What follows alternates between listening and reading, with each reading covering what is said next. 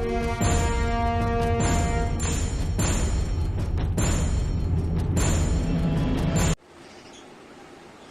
Morning my dear students, आप सबका Ajit mathematics YouTube channel पर हार्दिक स्वागत है।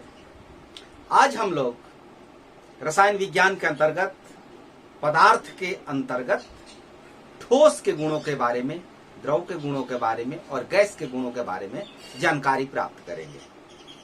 पिछली क्लास में आपको ठोस, द्रव, गैस, इनसे संबंधित परिभाषाएं, उदाहरण ये सब बताया गया था। यहाँ पर आज इन पदार्थ के गुणों को हम सीखेंगे। क्या होते हैं ठोस के गुण, आइए एक एक करके इन गुणों को हम देखें। ठोस के बारे में आपको पता है कि इसका आकार और आयतन निश्चित होता है। तो ठोस का पहला गुण है कि आकार और आयतन निश्चित होता है।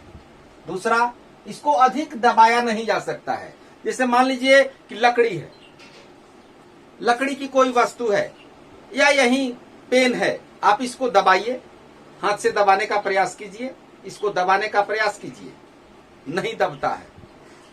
डस्टर है कक्षा में, उसको दबाइए, नहीं दबेगा।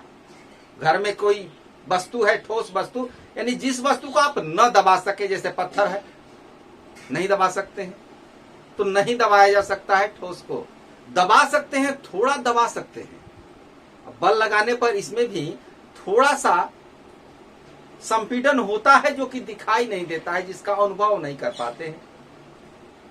तो यह संपीड्य नहीं होते हैं, जिसको नहीं दबाया जा सकता है। इसका घनत्व उच्च होता है। घनत्व किसे कहते हैं? घनत्व की परिभाषा किसी वस्तु के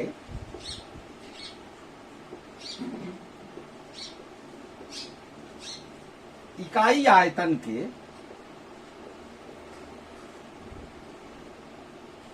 द्रव्यमान को घनत्व कहते हैं। किसी वस्तु के इकाई आयतन के द्रव्यमान को घनत्व कहते हैं।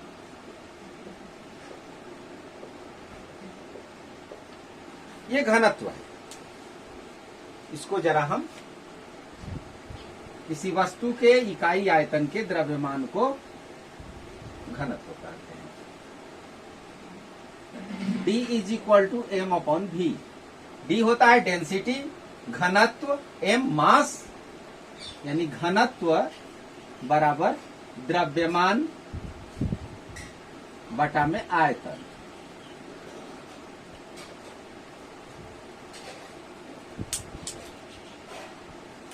घनत्व का एसआई मात्रक, इसका मात्रक क्या है? द्रव्यमान का मात्रक किलोग्राम और आयतन का घन मीटर, तो केजी पर मीटर क्यूब, इसका ये हो जाता है यूनिट। एसआई यूनिट कभी भी आपको यूज करना है तो एसआई यूनिट को ही यूज करना है। तो घनत्व का एसआई मात्रक किलोग्राम प्रति घन मीटर होता है। ठोस के जो कण होते हैं वो पास पास होते हैं, सटे सटे होते हैं। तो जिसके कण सटे सटे होते हैं, पास पास होते हैं, उसका डेंसिटी अधिक होता है, उसके घनत्व अधिक होते हैं। द्रव के जो कण होते हैं वो थोड़ा दूर दूर होते हैं, तो उनके घनत्व इसकी अपेक्षा कम होते हैं। अगला गुण, ये बहते नहीं है। जैसे किसी वस्तु को हम रख दे, ठोस वस्तु को धरातल पर रख दे, कमरे में रख दे, तो एक स्थान से दूसरे स्थान तक बह करके नहीं जाने वाला है। तो इसमें बहने का गुण नहीं होता है, क्योंकि इसके कण जो होते हैं आपस में सटे सटे होते हैं। इनके कणों के बीच का जो आकर्षण बल होता है बहुत मजबूत होता है, जिसके कारण ये निश्चित स्थानों को छोड़ने में असमर्थ होते हैं। तो इनमें बहने का गुण नहीं होता है। अब इन गुण धर्मों के आधार पर कुछ प्रश्न है आपके लिए। एनसीईआरटी का बुक आपके पास है तो आप उस बुक में देखिएगा। प्रश्न है कि क्या रबर बैंड ठोस है? रबर बैंड जिसको कि हम दबा सकते हैं, आपके इंस्ट्रूमेंट बॉक्स में भी वो रबर इरेजर, क्या वो ठोस है? आप उसको दबाइए, दबाने के बाद वो दब जाता है और दबने के बाद यदि आप उस पर से अपना हाथ हटा दीजिए, अपना बल हटा दीजिए, तो वह पुनः अपनी प्रारंभिक अवस्था में आ जाता है, यानी पुनः अपनी मूल अवस्था को प्राप्त कर लेता है। बाहरी बल हटा लेने के बाद अपनी मूल अवस्था में लौट आता है, और यदि अधिक बल लगाइएगा तो टूट जाता है। तो रबर बैंड ठोस है, ये नहीं कि उसको दबा सकते हैं। ये जैसा कि यहां पर हमने देखा कि इसको दबाया नहीं जा सकता है, लेकिन कभी कभी वैसी परिस्थिति होगी जहां पर हम उसको दबा सकते हैं। ये ध्यान देना है, अधिक नहीं दबाया जा सकता है, अधिक दबाएंगे टूट जाएगा। तो रबर बैंड ठोस है। आकार और आयतन निश्चित होते हैं। इस आधार पर आपके सामने एक प्रश्न, चीनी या नमक, चीनी को हम यदि किसी बर्तन में रखते हैं, जैसे कटोरी में रखते हैं तो कटोरी को पूरा भर लेता है। उसी चीनी को यदि हम किसी थाली में रख देते हैं तो फैल जाता है। किसी लंबे पाइप में अगर रख दे तो वो पाइप के आकार का हो जाता है। तो यहां पर तो उसका आकार बदल रहा है। नमक बाजार से खरीद कर लाते हैं, पैकेट के रूप में मिलता है, उसी को ला करके घर में किसी जार में रख देते हैं, उसका आकार ग्रहण कर लेता है। तो यहां पर आप सोच रहे होंगे कि उसका आकार तो बदल रहा है तो वो ठोस नहीं है, लेकिन नहीं, ऐसी बात नहीं है। उसका आकार नहीं बदल रहा है, उसका जो क्रिस्टल है, उसके जो छोटे छोटे कण हैं, उस कण का आकार नहीं बदल रहा है, क्योंकि एक छोटे कण को हम यहां पर अध्ययन कर रहे हैं। चीनी का कण हो चाहे नमक का कण हो, यहां पर पूरे चीनी की मात्रा से 1 केजी चीनी हो, 2 केजी चीनी हो या 1 बोरा चीनी हो, उससे मतलब नहीं है, उसके छोटे क्रिस्टल से मतलब है हमें। चीनी का एक छोटा कण, नमक का एक छोटा कण, उसका आकार नहीं बदलता है क्रिस्टल के रूप में। और क्रिस्टल का आकार चाहे आप कटोरी में रखें, चाहे थाली में रखें, चाहे पैकेट में रखें, वो चेंज नहीं होता है। तो इस आधार पर हम कहेंगे कि चीनी और नमक ठोस पदार्थ है। अगला प्रश्न आपके लिए है कि क्या स्पंज ठोस है, जबकि इसे दबाने पर यह दबता है? यह सवाल परीक्षा में पूछा जाता है, अक्सर पूछा जाता है कि क्या स्पंज ठोस है। तो यहां पर कुछ छात्र उसका आंसर लिखते हैं, रसगुल्ले से संबंध उसका बना देते हैं, जो व्हाइट रसगुल्ला होता है उसी को लिख देते हैं। स्पंज क्या है? तो स्पंज एक रसगुल्ला है। स्पंज ठोस है। स्पंज आप देखेंगे साइकिल के सीट में या गद्दे में, सोफा सेट में जो गद्दा होता है, साइकिल के सीट कवर में जो होता है, वो ठोस है, उसको दबा सकते हैं। उसमें छोटे छोटे छिद्र होते हैं, उसको आप पानी में डाल दीजिए। पानी में डालने के बाद वो पानी उन छिद्रों में जाकर के भर जाता है। बाहर निकाल करके उसको हाथ से दबाइए, पानी बाहर निकल जाएगा, लेकिन फिर वो अपनी मूल अवस्था में आ जाता है। तो स्पंज ठोस है, उसमें छोटे छोटे छिद्र होते हैं जिसमें हवा भरी होती है, और दबाने पर वो हवा बाहर निकल जाती है। यह दबता है, इसका संपीड़न संभव है, लेकिन इसके बावजूद भी स्पंज ठोस है। एक प्रश्न और पूछा जाता है कि क्या लोहे की अलमारी ठोस है? तो लोहे की अलमारी ठोस है, ये तो सब आप जानते हैं, लेकिन किस आधार पर कहेंगे कि लोहे की अलमारी ठोस है? उसमें बहने का गुण नहीं होता है, वो बहता नहीं है। उसका जो आकार और आयतन है वो निश्चित है, दृढ़ है, मजबूत है। तो इन प्रॉपर्टीज के आधार पर हम उन प्रश्नों का उत्तर देते हैं। तो आप सीधे इन प्रॉपर्टीज को याद रखिए और उन प्रश्नों का उत्तर आसानी से आप दे सकते हैं जो प्रश्न आपके लिए परीक्षा में पूछे जाते हैं। आइए द्रव के गुणों को जानें। द्रव के गुणों को देखें। ठीक उसी तरह द्रव के आकार अनिश्चित और आयतन निश्चित होते हैं। जिस बर्तन में आप द्रव को रख दीजिए उसी का आकार यह ग्रहण कर लेता है। तेल, दूध, पानी या कोई भी लिक्विड पदार्थ जिस बर्तन में आप रखिएगा, गिलास में रखिएगा गिलास के जैसा हो जाएगा, प्याली में रखिएगा प्याली जैसा हो जाएगा, बोतल में रखिएगा तो बोतल जैसा हो जाएगा, परख नली में रखिए तो परख नली का आकार ग्रहण कर लेगा। जिस बर्तन में रखेंगे उस बर्तन का आकार वो ग्रहण कर लेता है, लेकिन उसका वॉल्यूम नहीं बदलता है। उसका जो आयतन है, जितना जगह वो घेरता है स्पेस जितना वो लेता है उतना ही स्पेस लेगा, चाहे आप किसी भी बर्तन में रखिए। इसे अधिक दबाया नहीं जा सकता है। दबा सकते हैं लेकिन अधिक नहीं दबा सकते हैं। आप एक जैसे कि सिरिंज में आप पानी भर लीजिए और उसके छेद को बंद कर दीजिए। जहां पर सुई लगा होता है, नीडिल होता है, उसको हाथ से दबा दीजिए, नीडिल हटा दीजिए और पानी निकलने वाला जो छिद्र है उस छिद्र को हाथ से दबाइए, बंद कर दीजिए और पिस्टन को दबाइए। आप थोड़ा दबा सकते हैं उसको, अधिक नहीं दबा सकते हैं लेकिन थोड़ा दबा सकते हैं।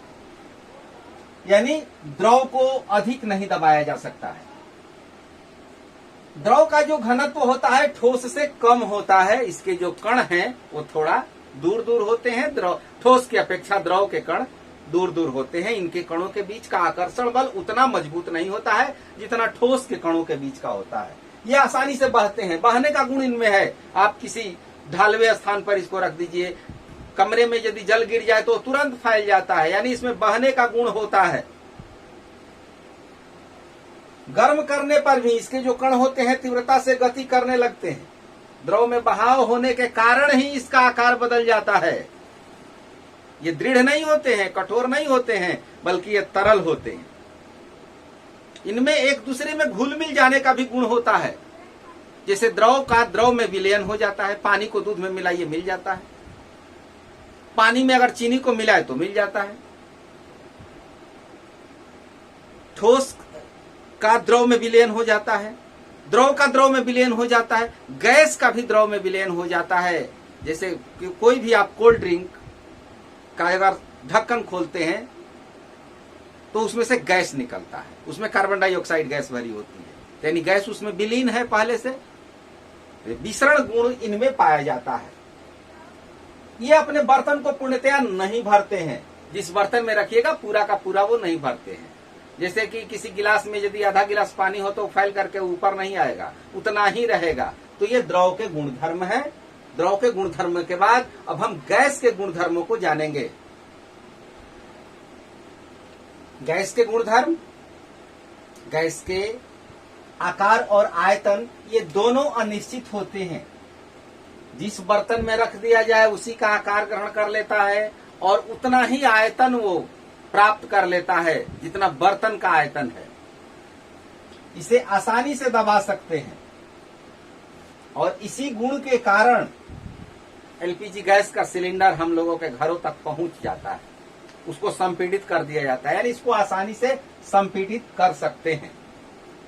इसका घनत्व अति निम्न होता है, बहुत कम घनत्व होता है। इसके जो कण होते हैं बहुत दूर दूर होते हैं। इनके कणों के बीच का आकर्षण बल बहुत कमजोर होता है। ये आसानी से बहते हैं, एक स्थान से दूसरे स्थान तक पहुंच जाते हैं।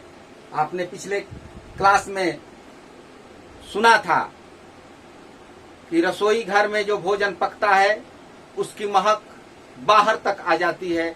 किसी कमरे के एक कोने में अगरबत्ती को जलाया जाता है तो उसकी सुगंध पहुंच जाती है दूसरे कोने तक। यानी गैस बहने का गुण, ये आसानी से एक स्थान से दूसरे स्थान तक विस्तृत हो जाते हैं। ये अपने बर्तन को पूर्णतया भर देते हैं। जिस बर्तन में इसको रख दिया जाता है उसको पूरा का पूरा ये भर देते हैं। जैसे एक छोटा सा बैलून, उसमें कम हवा भर दी जाए तो भी उतना ही स्थान वो लेता है जितना बैलून का आकार होता है। उसको और यदि अधिक हवा दे दी जाए तो भी उतने ही स्थान में, जितना आकार में बैलून होगा उतने ही स्थान में वो हवा फैलेगी। तो ये अपने बर्तन को पूर्णतया भर देते हैं। गैसों की संपीड़ितता होने के कारण ही द्रवित पेट्रोलियम गैस यानी liquefied petroleum gas, oxygen gas का जो सिलेंडर हॉस्पिटल में यूज होता है, संपीड़ित प्राकृतिक gas, compressed natural gas CNG के नाम से जानते हैं। आप इन सब का फुल फॉर्म याद रखिएगा। LPG, CNG, LPG liquefied petroleum gas, CNG compressed natural gas, प्राकृतिक गैस। संपीड़ितता होने के कारण ही इनको कम आयतन वाले सिलेंडर में, गैसों में भर दिया जाता है और गैस को एक स्थान से आसानी से दूसरे स्थान तक हम भेज सकते हैं। गैस के अत्यधिक आयतन को एक कम आयतन वाले सिलेंडर में संपीड़ित करके रखना, ये बर्तन में गैस का भरना कहलाता है। तो इनमें बहने का भी गुण होता है, संपीड़ितता का भी गुण है। गैस के कणों की जो गति होती है वो अनियमित होती है। ये बर्तन की दीवारों से टकराते रहते हैं। ये कण कभी आपस में टकराते हैं, कभी बर्तन की दीवारों से टकराते हैं, और टकराने से दीवार पर एक बल कार्य करता है, अर्थात गैस के जो कण हैं वो बर्तन की दीवार पर दबाव डालते हैं। गैस को गर्म जब किया जाता है उसके कणों की जो गति होती है वो बहुत अधिक बढ़ जाती है। तो इस प्रकार ये गैस के गुण धर्म है। तो आप ठोस, द्रव और गैस के इन गुण धर्मों को याद कर लीजिएगा। इन गुण धर्मों के आधार पर सवाल पूछे जाते हैं, इतनी तैयारी आप कीजिए। बाकी अगले class. Thank you, all the best.